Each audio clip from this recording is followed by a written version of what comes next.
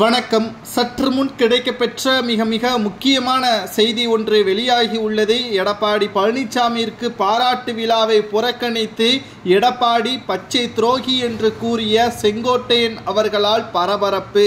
குறிப்பாக எடப்பாடி பழனிசாமி அவர்களால் பலரும் அதிமுகவில் இருந்து நீக்கப்பட்டிருக்கக்கூடிய நிலையில் கடைசி வரையும் செங்கோட்டையன் அவர்கள் எடப்பாடிக்கு ஆதரவுகளை தெரிவிப்பார் என்று எதிர்பார்க்கப்பட்ட நிலையில் தற்பொழுது எடப்பாடி பழனிசாமி அவர்களுக்கு எதிராக செங்கோட்டையன் அவர்கள் எதிர்ப்பை தெரிவித்திருக்கிறார். அதுவும் தனக்காக கிடையாது, தன்னுடைய சுயநலத்திற்காக கிடையாது, அதிமுகவின் வளர்ச்சிக்காகவும் அதிமுகவில் உள்ள ஒட்டுமொத்த தொண்டர்களுக்காகவும் செங்கோட்டையன் அவர்கள் இவ்வாறு செய்திருப்பதாக செய்திகள் கிடைக்கப்பெற்றுள்ளது.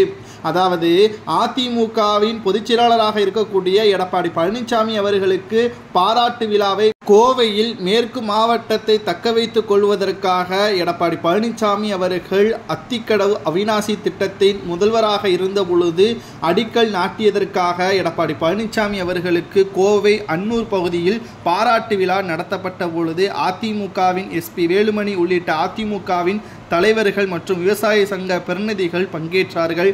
ஆனால் மேற்கு மாவட்ட அதிமுக மூத்த தலைவராக இருக்கக்கூடிய செங்கோட்டையன் அவர்கள் இந்த நிகழ்ச்சியை புறக்கணித்தார். இது மிகப்பெரிய ஒரு சர்ச்சையை ஏற்படுத்தியது. மேலும் அத்திக்கடவு அவிநாசி திட்டத்திற்காக எடப்பாடி பழனிசாமிற்கு பாராட்டு விழா நடத்துவது எல்லாம் சரிதான். ஆனால் முன்னாள் முதல்வராக இருந்த அதிமுகவின் ஒட்டுமொத்த தலைமையை உருவாக்கிய எம்ஜிஆர் மற்றும் ஜெயலலிதா அவர்களது உருவப்படங்கள் எங்கே? விழாவில் ஏன் இடம்பெறவில்லை? என்னிடம் கலந்து ஆலோசனை செய்திருந்தால் நிச்சயம் அதை என்னுடைய செலவிலேயே நான் செய்திருப்பேனே.